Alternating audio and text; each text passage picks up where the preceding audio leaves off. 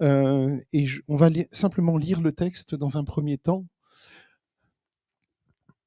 En ce temps-là, Jésus vint de Nazareth en Galilée, où il fut baptisé par Jean-Baptiste, dans le Jourdain. Au moment où il sortait de l'eau, il vit les cieux s'ouvrir et l'Esprit descendre sur lui comme une colombe. Une voix se fit entendre des cieux.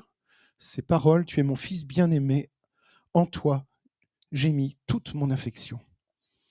Aussitôt, l'Esprit poussa Jésus dans le désert, où il passa 40 jours, tenté par Satan. Il était avec les bêtes sauvages et les anges le servaient. Après que Jean eut été livré, Jésus alla dans la Galilée, prêchant l'évangile de Dieu. Il disait, le temps est accompli et le royaume de Dieu est proche. Repentez-vous et croyez à la bonne nouvelle. Le texte de Marc que je viens de lire est très souvent employé pour le premier dimanche du carême. C'est aujourd'hui. Pour ceux qui le savent, peut-être certains d'entre vous suivent le carême. Mais en tout cas, même si nous ne pratiquons pas le carême dans l'église de Deuil-la-Barre, ou dans les églises évangéliques en général, j'ai trouvé intéressant et utile de réfléchir ensemble, justement de faire le point sur nos vies spirituelles en vue de justement préparer ce temps qui nous amène jusqu'à Pâques, où on va quand même parler de cette explosion de joie qu'est la résurrection de Jésus. Et je trouve justement très bien, comme le temps de l'Avent, par exemple, aussi, où on se prépare pour accueillir ce moment où on va parler de la naissance de Jésus. Là, parler de la résurrection, ça demande comme... Imaginez, on arrive, la vie continue simplement, de façon très banale, et puis le dimanche de Pâques arrive, et puis d'un seul coup, tout le monde s'excite, tout le monde s'affole pour dire, voilà, c'est Pâques, c'est merveilleux, sans aucune préparation avant. Je pense que c'est quand même intéressant de prendre de nos frères d'autres catholiques, protestants, de prendre des éléments qui peuvent nous aider à cheminer. Voilà. Alors, dès le début de son ministère, Jésus est poussé au désert. Et dès le début, il est frappant de lire que Jésus, justement, au verset 12, est poussé par, c'est juste avant, l'Esprit poussa Jésus au désert. Et ce verbe est intéressant. Ce verbe est très intéressant parce que c'est le verbe Ekbalo. Alors, je vous dis tout de suite, on va aller un peu dans le grec parce que c'est super intéressant et vraiment, je vous encourage à le faire. Pourquoi c'est intéressant ici? Parce que le verbe grec ekbalo veut dire chasser dehors, pousser dehors, renvoyer. En fait, c'est ce verbe qui apparaît dans Marc et dans d'autres évangiles et qui est utilisé pour parler de l'expulsion des démons et des esprits impurs. Marc est le seul qui utilise ce verbe-là, parce que Marc, vous savez, c'est le disciple de la promptitude. C'est celui qui veut dire les choses, le maximum de choses en un minimum de texte, en un minimum de temps. Marc sent l'urgence. Et comme il ressent cette urgence, il veut vraiment dire des choses très précises en très peu de temps. Et donc, j'ai trouvé même en allant dans la définition du grec, expulsion, renvoyer de là où il vient, quelque chose comme ça. C'est vraiment, voilà, l'Esprit pousse Jésus au désert. Et il le fait pourquoi? Pour qui? Ben, il le fait pour nous. Et donc, de donner un contraste aussi fort, justement, entre Jésus poussé au désert, comme quand on expulse un esprit impur de quelqu'un, c'est une image forte que Marc veut absolument transmettre. Et Marc nous dit, au verset 15, que le royaume de Dieu est proche. Alors, pourquoi est-ce qu'il dit qu'il est proche? Ça aussi, c'est très intéressant. Il nous donne des indices, en fait, tout simplement, du caractère du royaume. Marc va nous donner des indices de ce qu'est vraiment le royaume de Dieu. Et si quelqu'un, par exemple, vous demande, vous pose la question, tu me parles souvent du royaume de Dieu, le royaume des cieux, mais c'est quoi le royaume de Dieu? Alors, justement, qu'est-ce que c'est? Marc veut nous dire ce que c'est, et veut nous dire que Jésus s'inscrit dans les temps de l'Alliance. Alors, qu'est-ce que c'est que les temps de l'Alliance? Vous savez que Dieu a fait plusieurs alliances dans l'Ancien Testament, et on trouve des éléments qui sont marquants dans l'histoire dans l'histoire ou dans laquelle Dieu vient et vient personnellement.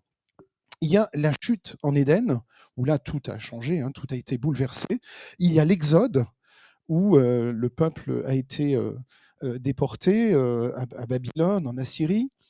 L'exode, la sortie d'Égypte, pardon, et l'exil en Babylone et en Assyrie. Ces trois faits marquants, Jésus vient en quelque sorte clôturer cette histoire-là, et sa venue vient clôturer finalement. Il incarne en fait la fin de tout cela, en venant mettre un point final à tout cela, et en disant voilà, à partir de maintenant, le royaume de Dieu est proche, il est là. Il est proche, il est déjà là. Le royaume des cieux est déjà là, avec la venue de Jésus. Et donc ce règne de Dieu dont Marc nous parle, c'est bien plus que l'existence spirituelle des gens. Jésus appelle des foules à une nouvelle compréhension de ce qu'est la vie. C'est toi qui parlais de la vie tout à l'heure dans ta présidence, que finalement, c'est cette vie à laquelle nous sommes appelés, de la rendre plus belle. Et lorsque nous appartenons à Jésus, bien nous avons envie de rendre cette vie plus belle et de rendre la vie des autres aussi plus belle, hein, autour de nous. Donc Jésus appellera les foules à une nouvelle compréhension de ce qu'est la vie, la famille, la société, le bien-être, toute cette notion de pureté, d'impureté. Là, Jésus va venir un peu mettre de l'ordre dans tout ça, hein, parce qu'il y en a bien besoin. Et il n'y a aucun aspect de la vie qui est négligé. Aucun aspect. C'est très, très important pour nous de le savoir. Et au baptême de Jésus, nous avons les caractéristiques de la fin des temps. Pourquoi ? En sortant du Jourdain, qu'est-ce qui se passe ? Que nous dit le texte ? On va y retourner. Maintenant, je sais dans quel sens il faut aller. Il vit les cieux s'ouvrir et l'Esprit descendre sur lui comme une colombe. En fait, cette image, c'est une image apocalyptique, tout simplement, classique, qui signifie la révélation divine. C'est le moment où Dieu descend pour dire quelque chose. Et comme un signe de l'ouverture d'une communication entre Dieu et l'humanité. Ou encore comme le début d'une nouvelle ère spirituelle. C'est quelque chose de nouveau qui va commencer. Et il y a de nombreux textes qui nous aiguillent dans ce sens. Alors, ce qui est très, très intéressant ici, dans ce court passage de Marc, c'est que on voit finalement quoi ? Le tout premier message de Jésus, juste après son baptême, nous appelle à la conversion. C'est ce que les prophètes ont fait dans l'Ancien Testament. Ils l'ont fait longtemps, et ils n'ont pas eu beaucoup de succès, hein. C'est le moins qu'on puisse dire. C'est-à-dire nous tourner vers la bonne nouvelle du royaume. Alors, ce qui est nouveau, c'est vrai, c'est que Jésus vient parler non pas d'un jugement, il vient annoncer une bonne nouvelle. Libre à nous de l'accepter ou pas, libre à nous d'y adhérer ou pas. Mais c'est la bonne nouvelle du royaume. Donc, il vient avec un message complètement nouveau, complètement révolutionnaire. Et remarquez que Jésus n'a pas commencé sa mission publique en élaborant une stratégie, en réunissant ses disciples comme un conseil de guerre, en disant voilà, maintenant on va faire comme ça, comme ça, comme ça. Vous allez partir là, on va aller là, dans telle ville, il y aura telle stratégie. Jésus en fait avance au gré des occasions. Il avance comme ça là où on a besoin de lui. Et il a commencé en fait son ministère par la prière et l'annonce de la bonne nouvelle. Et une fois qu'il annonce la bonne nouvelle, eh bien, il recueille, il accueille la conséquence ou les conséquences de cette annonce, tout simplement. Et alors, au verset 15, un petit peu plus bas, voilà, il dit le temps est accompli et le royaume de Dieu est proche. Euh, Alors, dans d'autres versions, si vous avez vos Bibles, vous pouvez voir, parfois c'est les temps sont accomplis, hein. Donc, ces paroles de Jésus qui sont rapportées par Marc pour l'Église de Rome, vous savez que Marc a écrit pour l'Église de Rome, et qui conclut finalement le plus court des récits de cette retraite de 40 jours au désert, de 40 jours de Jésus, dans le désert près de Jéricho. Et Marc écrit donc son évangile pour la communauté chrétienne de Rome, qui est en grande souffrance. Pourquoi ? Parce qu'ils ont perdu Pierre et Paul, qui ont été tués. Imaginez une bataille de 5 semaines et demie, une bataille dans le désert, hein, c'était vraiment contre la faim, contre la soif, et le récit même précise qu'il y avait des bêtes sauvages. Et là, on est un peu rassuré parce que c'est vrai que quand on est dans le désert, il y a des serpents. Qu'est-ce qu'il y a comme animal dans le désert? Toutes sortes dangereux animaux, des scorpions, des serpents. Qu'est-ce qu'il y a encore? Des coyotes, je ne sais pas trop quoi, enfin, je ne sais pas trop ce qu'il y a, mais des lions. Il peut y avoir des lions, c'est possible, hein, je ne sais pas. Mais Jésus a été préservé des bêtes sauvages. Il a été protégé des bêtes sauvages. Marc signale qu'il y avait des bêtes sauvages. Et c'est là qu'on peut retrouver. Certains disent que, en parlant de la Genèse et du récit de la création, qu'on trouve une sorte de réconciliation entre la création perdue, l'Éden perdu, et Jésus qui n'est pas attaqué par les bêtes sauvages. Bon, on peut interpréter tout ce qu'on veut, mais en tout cas, il a été protégé de ça. Il y avait beaucoup de dangers. Il n'y avait pas que Satan qui était dangereux pour lui. Il y avait la faim, la soif, les bêtes sauvages, et ça fait beaucoup quand même. Et donc, il est constamment confronté à cette faune hostile. L'ennemi, en plus, l'ennemi, l'adversaire, que Pierre appelle justement un lion rugissant, cherchant qui dévorer. Donc, ça veut bien dire que voilà, Satan est comparé à un lion, à une bête sauvage. Mais Jésus était le Fils de Dieu et il est le vainqueur de notre adversaire. Donc Jésus a affronté cet ennemi juste après avoir été baptisé par Jean-Baptiste. Donc le baptême de Jean-Baptiste, c'est quoi? Pour ceux qui vont se faire baptiser bientôt, tiens, question. C'est quoi? C'est un baptême de quoi? De repentance. Exactement. Mais vous savez que le baptême d'eau était une pratique rituelle qui existait déjà à l'époque de Jean-Baptiste. Toujours pratiquée dans le judaïsme d'ailleurs, aujourd'hui. Et oui, il y a des baptêmes par immersion dans le judaïsme aujourd'hui, qui étaient liés à la purification, j'avais déjà dit. Voilà. Ça s'appelle le mikvé. C'est un bain rituel pour l'ablution nécessaire au rite de pureté dans le judaïsme à l'occasion des moments de passage très importants de la vie, comme le mariage, la conversion, quelqu'un qui se convertit au judaïsme, il passe dans le mikvé. Une maladie, par exemple, on est malade, on se plonge dans le mikvé. Alors il y a un rabbin qui le fait, qui pose sa main, et ça peut être d'autres choses, qui sont d'autres passages importants de la vie. Donc le baptême de Jean-Baptiste, lui, c'est pas le mikvé, c'est lié à une repentance qui accompagne une décision de changer de vie radicalement. Quand il n'était pas pratiqué d'ailleurs pour la pure forme, par ceux qui le vivaient, parce qu'il y avait certainement des gens qui étaient là au bord du Jourdain. Il y avait beaucoup de monde, je crois, 3000, 3000 personnes, c'est ça. Il y en avait qui devaient dire moi aussi je veux me faire baptiser, sans vraiment comprendre le sens. Mais bon, Jean-Baptiste essayait quand même de, de donner le sens de ce baptême. Donc, c'est le baptême de Jésus, le fait que Jésus se plonge, a changé complètement la signification, mais aussi les conséquences de ce rituel. C'était ici le mikvé pratiqué était bon, on allait se faire baptiser comme un rituel pour les circonstances de la vie où on pouvait traverser. Autant avec Jésus, tout change. Pourquoi? Parce que s'y attache la mort et la résurrection de Jésus. Parce que le baptême, c'est la première étape pour Jésus. Et donc, ce baptême, c'est baptiso. Baptiso, c'est plonger, immerger.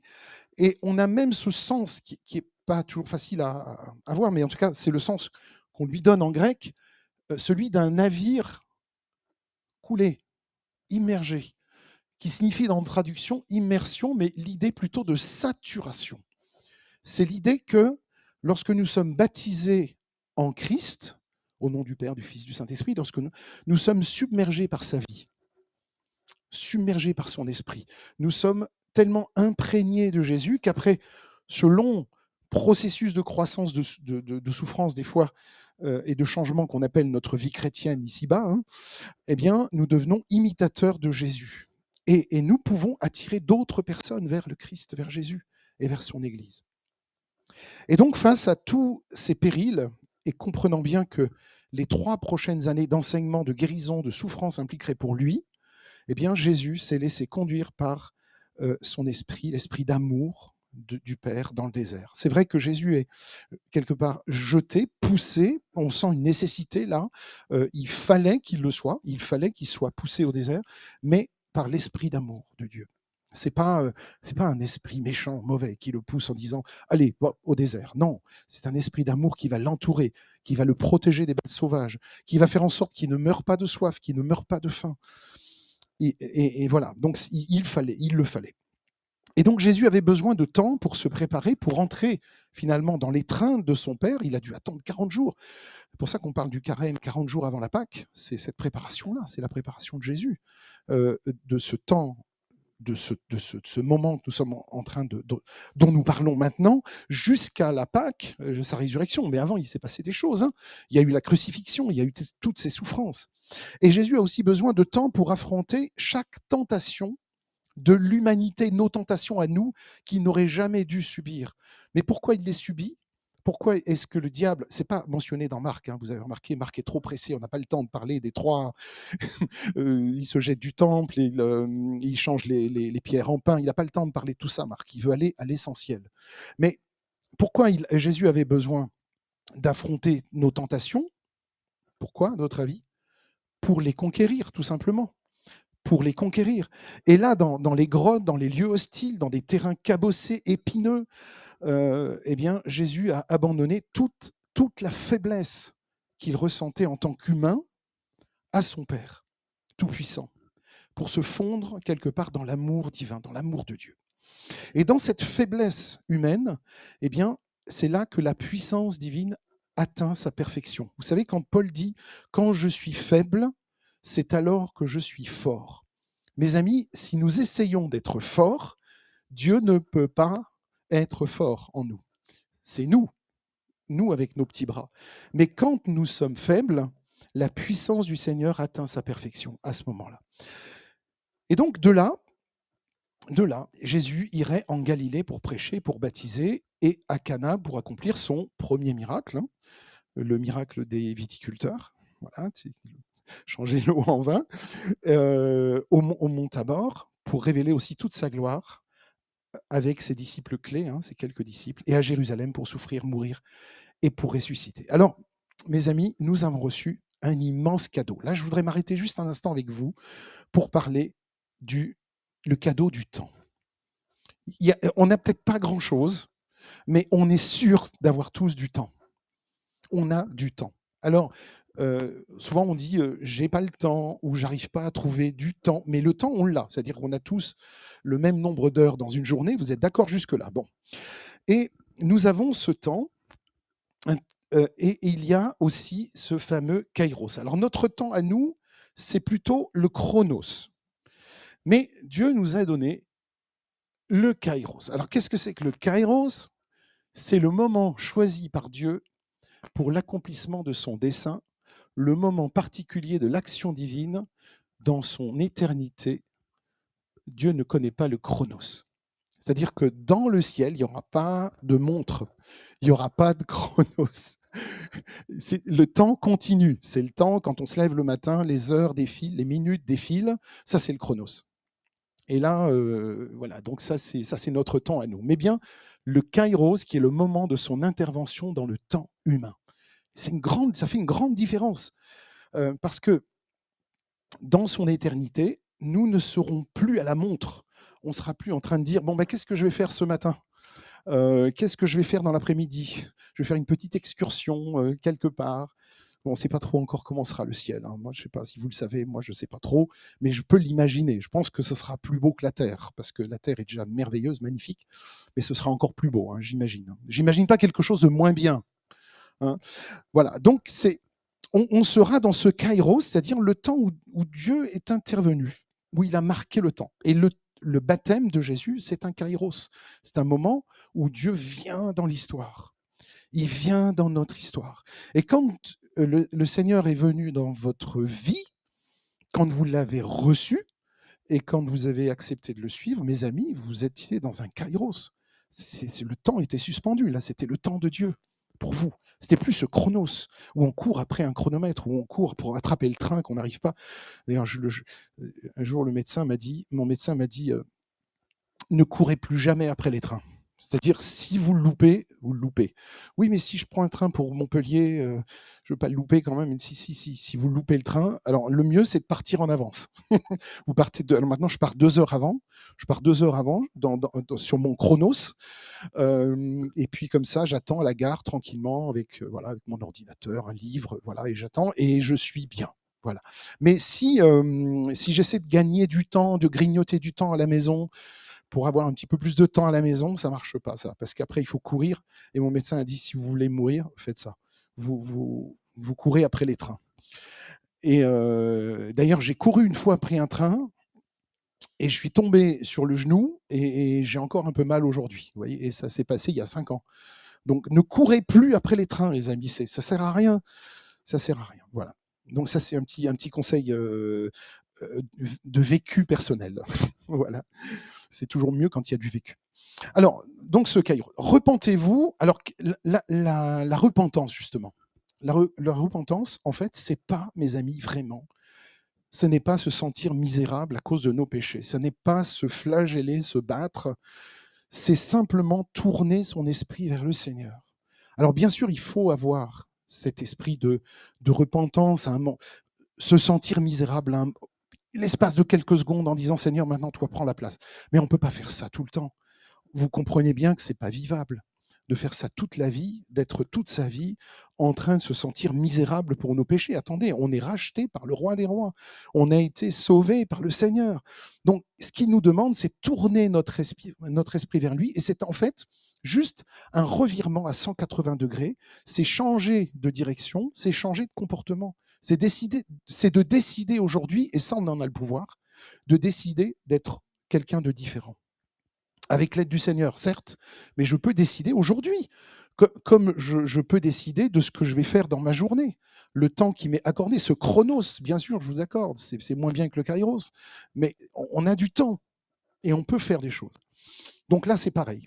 Donc, arrêtons le misérabilisme spirituel en disant Seigneur, je suis mauvais, je suis pas bien, je suis pas quelqu'un de bien. Ça suffit. On est les enfants du roi des rois. Lui, il nous aime et vous savez, la manière dont Dieu nous regarde, il nous voit avec une immense dignité, avec un immense regard d'amour. C'est incroyable. C'est nous qui nous sentons indignes tout le temps, et c'est pas juste. Alors, il y a un autre mot que je trouve intéressant chez Marc, c'est quand il dit repentez-vous et croyez à la bonne nouvelle. Bon. C'est pas, c'est la croyance pour Marc, c'est pas juste un credo. C'est pas un credo qui rentre dans une confession de foi. Je crois en Jésus, en Dieu, le Père, etc. C'est pas ça. Si c'était un credo à ce moment-là, ben, tous les dimanches, on récite le credo. Et puis on repart comme on est venu. On récite, oh, j'ai récité mon credo, et dans ce credo, j'ai dit, je crois en Seigneur, Dieu Tout-Puissant. Vous savez, le credo des apôtres. C'est bien le credo des apôtres, mais c'est pas ça. C'est le pistis, c'est la confiance. C'est cette confiance en Dieu. Est-ce que quand je me lève le matin, j'ai cette confiance dans le Seigneur qui repose pas dans ma tête, mais plutôt, et le pistis, c'est plutôt dans les tripes. C'est là que ça se passe. C'est vraiment là.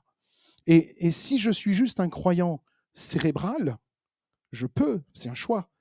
Mais alors, problème, hein, c'est vraiment ennuyeux. Alors maintenant, je voudrais juste terminer avec quelques éléments justement qui nous amènent jusqu'à la Pâque. Je vais vous proposer quelques petites pistes de réflexion. Dans la période qui précède Pâques, c'est toujours bien de se poser pour réfléchir. Vous avez remarqué qu'avec l'Avent, par exemple, on allume 4 bougies. C'est pas pour rien qu'on allume 4 bougies.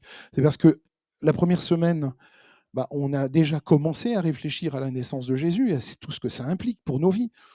La deuxième bougie, c'est la deuxième semaine. Et pendant tout ce temps-là, eh ben, on se prépare à allumer la troisième, puis la quatrième, et puis le temps de Noël. C'est pas juste, on arrive, et puis Noël arrive. Ah tiens, Noël arrive, c'est génial, mais il ne s'est rien passé avant. On prend le temps de s'arrêter. On prend le temps d'entretenir notre vie spirituelle. Alors, en faisant quoi?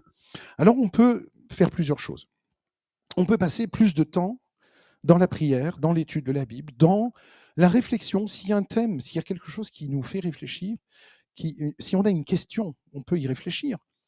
Plutôt que se dire j'ai une question, sur la Bible, j'ai pas trop envie d'y réfléchir parce que ça m'ennuie, j'ai pas le temps, j'ai pas envie de consacrer du temps à ça. Si, justement, c'est le moment, dans ce temps de Pâques, dans ce temps qui nous amène à Pâques. Ça peut être un temps de repentance, justement, de reconsidérer notre relation avec Dieu, en disant où est-ce que j'en suis dans ma vie spirituelle. Ça peut être la louange. Il vaut mieux écouter de la louange dans sa voiture ou chez soi que d'écouter des trucs très très mélancoliques. Moi, j'ai rien contre la musique, j'aime toutes les musiques, mais voilà, si on n'est pas dans un esprit très positif, si on se sent pas bien dans sa foi, et évitons d'écouter des choses trop mélancoliques. Par exemple, évitons d'écouter Chopin en boucle. C'est pas très bon pour le moral. C'est très beau, Chopin, c'est merveilleux, c'est magnifique, mais on l'écoute quand, voilà, on n'écoute pas que ça, on n'écoute pas que des choses mélancoliques. Si vous êtes mélancolique et que vous écoutez des musiques mélancoliques, waouh, c'est pas, voilà. Bon, c'est juste une réflexion. Alors, quel que soit le temps de l'horloge qu'on donne à notre prière, en lisant les psaumes, en écoutant la louange, en méditant, quel que soit le temps de l'horloge, qui va devenir à un moment donné le temps de Dieu, parce que ce chronos, cette montre après laquelle nous on court tous les jours, il y a bien un moment donné où ça va devenir un kairos pour nous, ça va devenir un temps où on va se poser, où on va s'arrêter, où Dieu va peut-être même nous forcer des fois à nous arrêter. Hein. Et des fois, c'est pas toujours agréable. Hein. Quand Dieu nous force, quand Dieu dit écoute là, stop, tu vas te poser maintenant. Des fois, c'est notre médecin qui nous le dit, et parfois c'est Dieu. Il dit maintenant, c'est le temps de te poser dans un kairos, de te poser dans un temps, le temps de Dieu. Eh bien, quel que soit le temps de l'horloge, qui devient à un moment donné le temps de Dieu, l'idée c'est d'ouvrir une petite fenêtre. Mes amis, on n'est pas obligé d'ouvrir une grande porte si on n'a pas encore la force pour le faire. Ouvrons une petite fenêtre sur l'éternité. Au lieu d'être figé dans la vie ici-bas et d'être toujours dans les problèmes et dans les problèmes, ouvrons une petite fenêtre sur l'éternité. C'est pas grand-chose. Et c'est dans ces moments-là que la guérison et le réconfort aussi, qui n'est pas négligeable, c'est à ce moment-là que ça arrive. Deuxième proposition, vous en faites ce que vous voulez, en prenant soin des autres. Pour moi, aujourd'hui, ça signifie éduquer mon cœur à aimer Dieu à travers mon prochain. Par exemple, vous êtes d'accord, hein?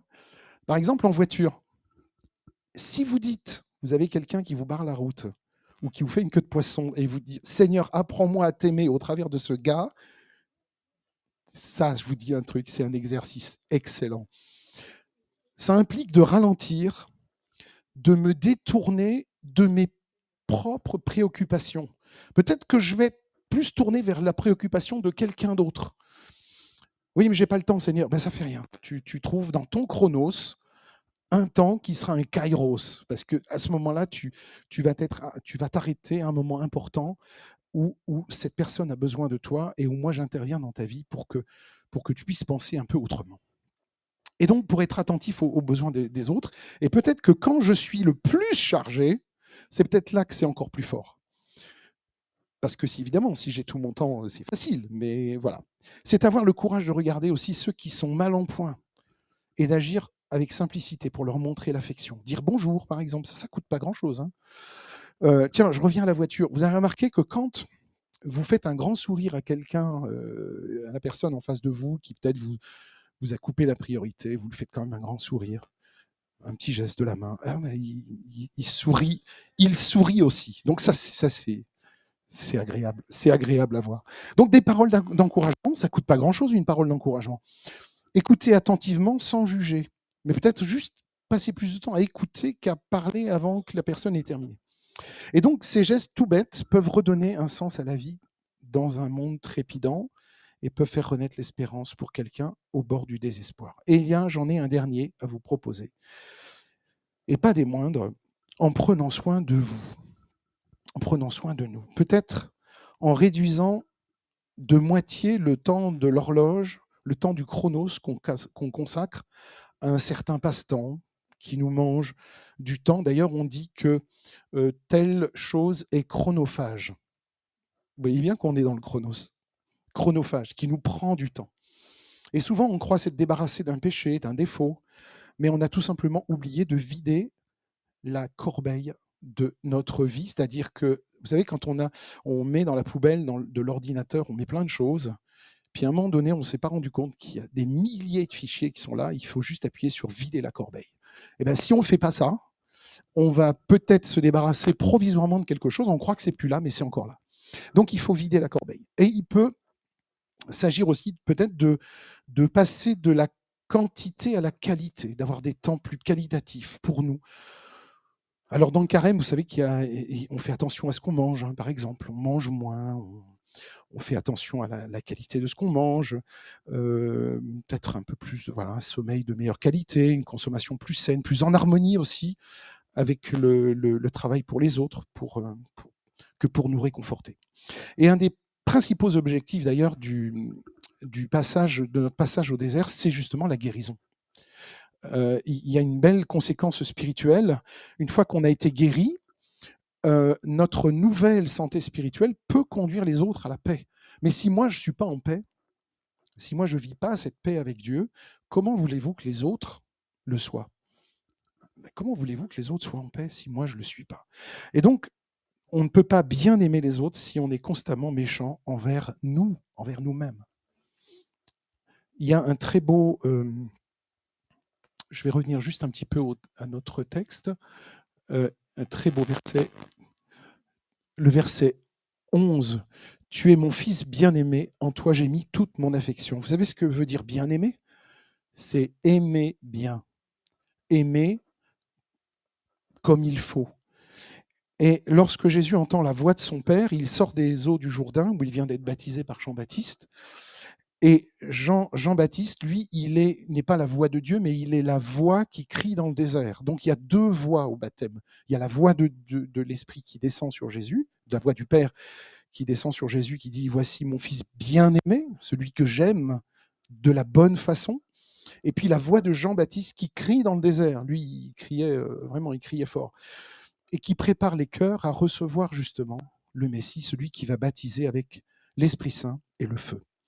Donc, Jésus n'avait pas besoin de baptême. Il n'avait pas besoin du baptême de repentance, qui est prêché par Jean-Baptiste, mais il s'y est soumis pour accomplir toute justice. Toute justice. Et à ce moment-là, c'est là qu'il commence à s'identifier avec nous, pécheurs. Et ce jour-là, on peut dire que Jésus a entamé sa mission sur terre et la voix du Père s'est fait entendre comme pour donner son approbation. Celui-ci est mon fils bien-aimé, en qui j'ai mis toute mon affection. Le terme bien-aimé, c'est aimer bien, aimer profondément, être le favori, digne d'amour, digne d'estime. Et ce terme est mentionné 30 fois dans le Cantique des Cantiques. Et c'est ce bien-aimé-là que Dieu envoie au désert pour moi, pour vous et moi. C'est quoi le projet? C'est incroyable. Et donc, j'ai choisi donc ce titre, justement, une confrontation décisive, pour expliquer que ce temps au désert a tout changé. Cette confrontation avec Satan, avec les bêtes sauvages, contre la faim et la soif, a tout changé, à jamais. Et donc, mes amis, j'ai envie de vous juste dire, de terminer sur ceci. Ne retenons rien de ce qui peut être utile à propager l'amour de Dieu dans notre monde. On a de quoi, on a le temps d'y penser, on a le temps d'y réfléchir, on peut s'y préparer. Et donc, confions au Seigneur tous nos projets pour que le même esprit, le même Saint-Esprit qui a conduit Jésus au désert puisse nous conduire aussi. C'est ça. Et en tant qu'Église, mais aussi nous, personnellement, nous conduire, nous éclairer, nous donner la force, le désir d'accomplir la mission que le Seigneur nous a confiée. Donc, on est dans un moment important. Et même, je dirais qu'on est un peu à un carrefour. Même, on voit ce qui se passe dans le monde. On est dans un moment très important. Mais vous voyez bien que quand, en tant que chrétien, on s'arrête sur ce temps au désert et qu'on réfléchit autrement le monde, quand on pense autrement le monde, on le pense avec les yeux de Jésus, on voit le monde avec les yeux de Jésus, tout est différent. Donc il y a quelque chose d'important qui s'est joué ici au désert, et même s'il y a des choses importantes qui se jouent avec ce qu'on appelle les grands de ce monde, voilà, qui se battent pour un morceau de terrain ou qui revendiquent ceci ou cela, eh bien nous avons une autre vision des choses. Et nous pouvons rayonner, même si ça paraît vraiment mission impossible, on peut rayonner de l'amour de Jésus autour de nous. Amen. Alors je vous invite à prier avec moi et puis terminer par